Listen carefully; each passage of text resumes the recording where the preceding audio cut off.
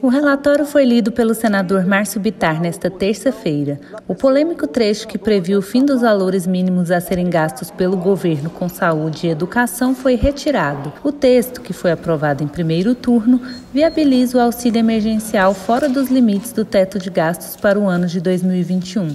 Em contrapartida, impõe uma série de medidas de contenção fiscal para compensar o aumento de despesas. Nessa construção entre a reivindicação da oposição, entre a posição do governo, a gente acaba construindo, no meio disso, aquilo que é o equilíbrio, aquilo que é possível. Sabemos que a retomada do pagamento do auxílio emergencial é medida inadiável, no momento que estados e municípios endurecem as regras de distanciamento para conter a transmissão do vírus.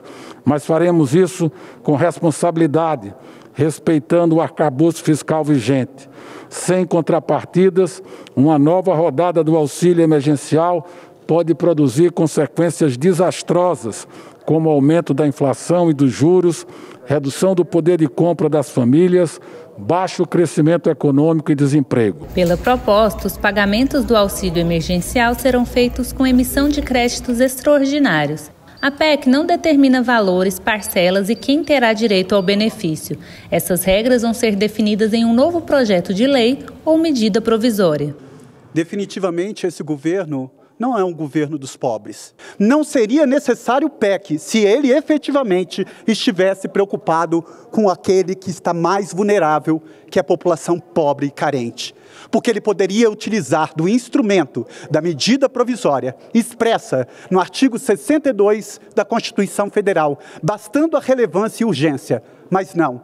Para atender os pobres, ele não utiliza desse remédio constitucional. 5 milhões de crianças hoje dormirão com fome, não sabem como vão amanhecer amanhã por conta dessa crise econômica. Peço às senhoras e senadores, independentemente do restante do projeto, que votemos em primeiro e em segundo turno hoje, na noite de hoje, para que a Câmara dos Deputados possa votar até sexta-feira o auxílio emergencial. Isso é prioridade absoluta para quem tem fome. Vamos pensar nos 5 milhões de crianças que vão dormir de novo hoje, repito, com fome.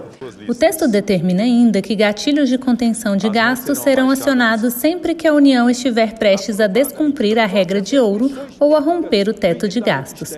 Na esfera federal, todas as vezes em que as despesas corresponderem a 95% das receitas correntes, os poderes executivo, legislativo, judiciário e o Ministério Público poderão vedar aumentos de salário para servidores, realização de concursos públicos, criação de despesas obrigatórias e lançamento de linhas de financiamento ou renegociação de dívidas.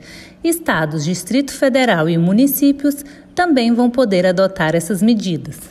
Trata-se de uma espécie de teto dentro do teto, de maneira que medidas de contenção de despesas poderiam ser acionadas mesmo com o limite de teto não sendo rompido, senador Contarato. Mesmo o limite de teto não sendo rompido. Isso mostra o labirinto fiscal brasileiro com regras sobrepostas a ponto de haver um subteto com vistas a ativar gatilhos no projeto de lei orçamentária anual.